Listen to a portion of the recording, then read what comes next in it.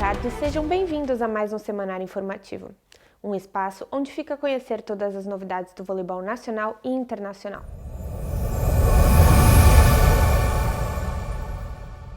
Os destaques desta semana vão para o jogo entre o Fiennes e Benfica e para a seleção de sub-22 masculinos que já conhece os seus adversários na fase final do Campeonato da Europa de 2024.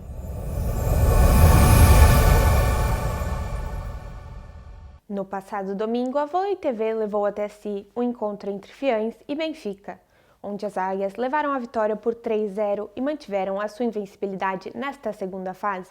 Mesmo antes do Carnaval, as águias da capital comemoraram a sua invencibilidade da segunda fase desta época em terras medievais. Com o Municipal de Fiennes cheio de adeptos fienenses, Rui Moreira, treinador do Benfica, afirmou: Nós entramos mal no jogo, nós podíamos ter perdido o primeiro set. E esta foi a definição deste primeiro set, onde alguns erros por parte das visitantes permitiram que o Fiennes se sobressaísse no marcador, com o apoio da jogadora Nilda Matuca. Porém, os dois descontos de tempos pedidos pelo líder do bando mostraram os seus efeitos, e as águias viraram o jogo aos 22 com um bloco da que veio ser a MVP, Avery Happel, e em poucos instantes fecharam o parcial com o ataque da mesma aos 25-23. Não podíamos ter permitido que o segundo set tivesse um equilíbrio, porque nós muito cedo conseguimos abrir uma vantagem grande e depois permitimos que o Fiennes encostasse e passasse para a frente e novamente poderíamos ter perdido o set. Novamente, Rui Moreira narrou os acontecimentos deste parcial, que iniciou com uma dilatação muito grande para o Benfica. Mas alguns erros das vermelhas e brancas permitiram o empate e ultrapassagem no marcador, apoiadas no ataque de Matuca e Tagli.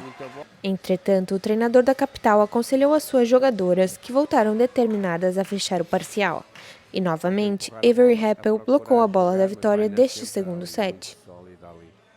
E agora aqui, este terceiro set jogado até ao fim, acabou por ser o set ter muitas alterações de marcador, do nosso lado com muitos erros de ataque, com, se não me engano, 10 erros de ataque, 8 bolas bloqueadas em 3 sets.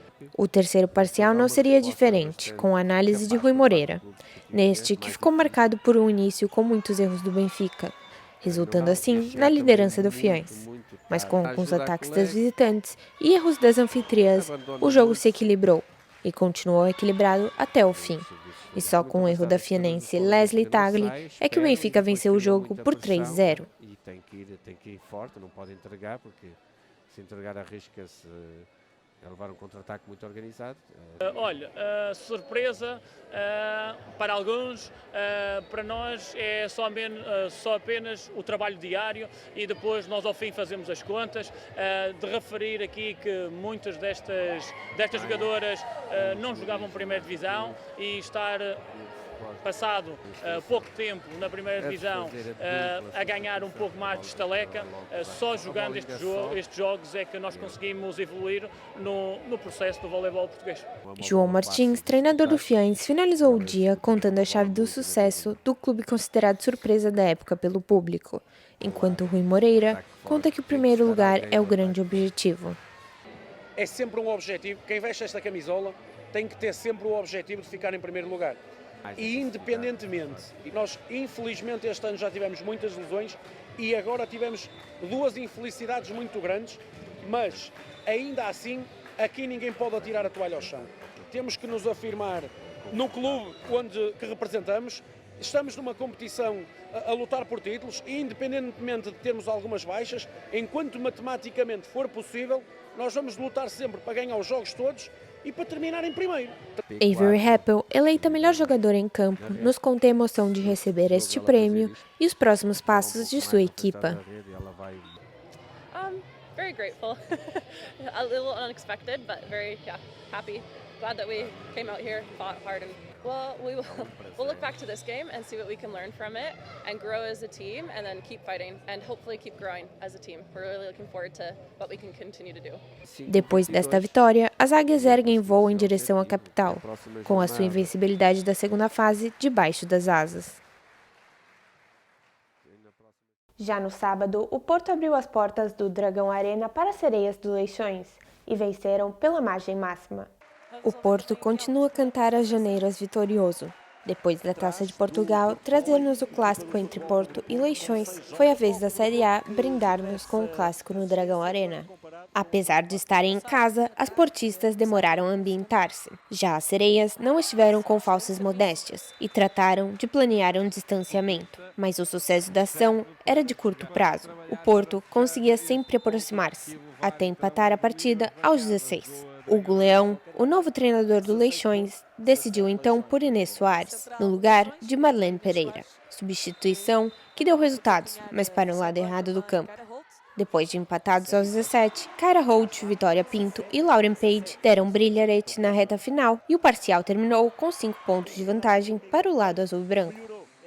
Mudança de campo, mudança de marés, que colocou as sereias fora d'água. Sem ter resposta das visitantes, à exceção de erros, o Porto continuou a galgar pelo marcador afora.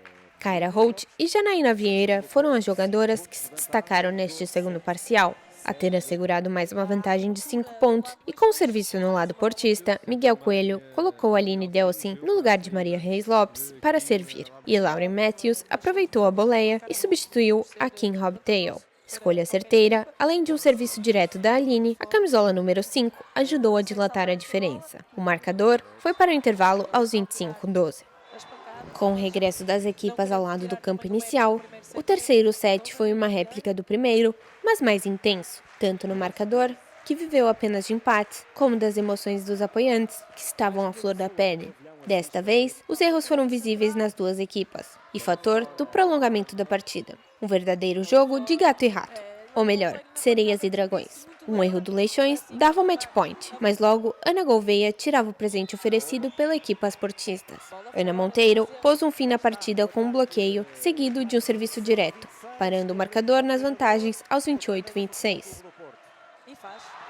Maria Freitas, uma das treinadoras do Leixões, mostrou-se orgulhosa pela equipa. Além de prever um resto de época difícil, parabenizou o plantel por superar os desafios e ser competitiva. Parabéns. O Leixões está a ter uma época bastante complicada. Esta segunda metade da época vai ser muito difícil. Os adversários são todos muito duros e nós, com muitos percalços, semana após semana, temos-nos apresentado competitivos e mais uma vez vimos aqui a casa de um adversário que é candidato a ganhar tudo e debatemos-nos de igual para igual dentro das nossas limitações. Portanto, elas estão de parabéns pelo caráter que tiveram, pela personalidade, pela solidariedade que tiveram. Tem sido a Leixões com muita raça, com muita atitude e elas estão de parabéns, tiro-lhes o chapéu por semana após semana conseguimos estar a debater com todos. O treinador do Futebol Clube do Porto garantiu que mudar os 6 continuará a ser uma constante, mesmo que cause desequilíbrios. Revelou que o principal objetivo é vencer a Liga e que não tem em foco a invencibilidade. Temos que nos assumir como candidatos, mas não como equipa que vai ganhar 25-10 a toda a gente, principalmente nesta segunda fase do campeonato.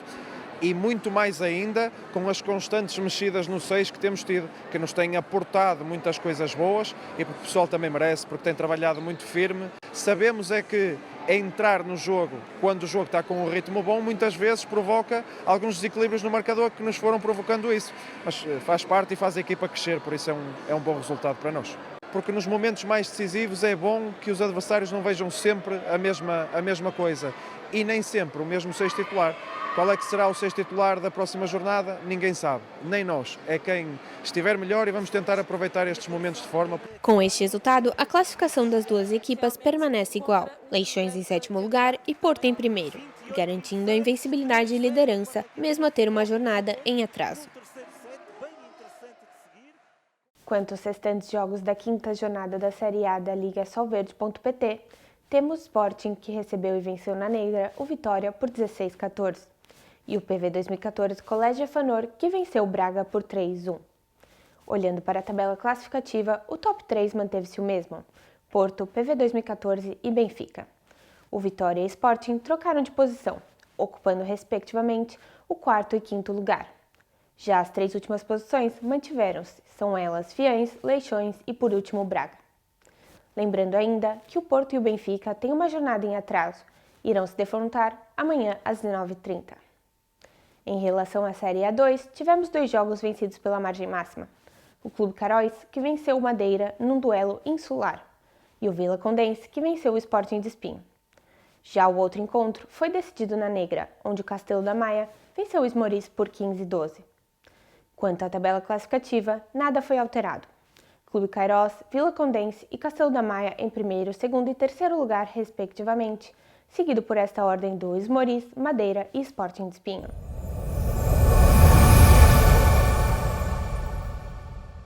Já na Liga Una Seguros, tivemos só vitórias dos visitantes. São elas o Benfica, que venceu o Viana por 3-0, o Sporting, que venceu a Acadêmica de Espinho por 3-1 e ainda 2 jogos decididos na Negra. O Leixões, que venceu o Castelo da Maia por 15-12 e o Vitória, que venceu a Fonte do Bastardo por 16-14. Quanto à tabela classificativa, as 3 primeiras posições continuaram iguais. Benfica, que continua líder invicto, seguido do Sporting e Leixões. Em quarto lugar está a Fonte do Bastardo, que subiu uma posição, seguida do Castelo da Maia, que por sua vez subiu 3 posições, e da Acadêmica de Espinho, que desceu 2 lugares. Os 2 últimos postos estão ocupados pelo Vitória e Viana. Em relação à Série A2, tivemos 2 encontros vencidos pela margem máxima. A Ala de Gondomar, que venceu o Esmoriz, e o Sporting de Espinho, que venceu o Santo Tirso. E ainda um jogo vencido por 3-1, onde o São Mamed saiu vencedor frente ao CV Oeiras. Sendo assim, a tabela classificativa encontra-se com o Sporting de Espinho e São Mamed em primeiro e segundo lugar, seguido da Ala de Gondomar, que subiu 2 posições, do CVO, que desceu uma, e do Santo Tirso, que também desceu uma. A última posição manteve-se a mesma, do Esmoriz.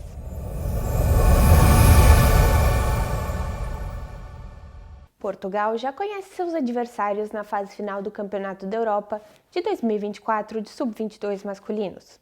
A seleção está inserida na Pool 2 e irá defrontar a Itália, França e Chequia. O campeonato está agendado para os dias 9 a 14 de julho nas cidades neerlandesas de Groningen e Apeldoorn. O IPDJ vai realizar um webinar no dia 1 de fevereiro às 16 horas e terá como temática o novo regime jurídico da formação desportiva. Este é destinado para empresas, empresários, clubes não federados e outros. Quem estiver interessado pode encontrar no site da federação o link para o formulário de inscrição.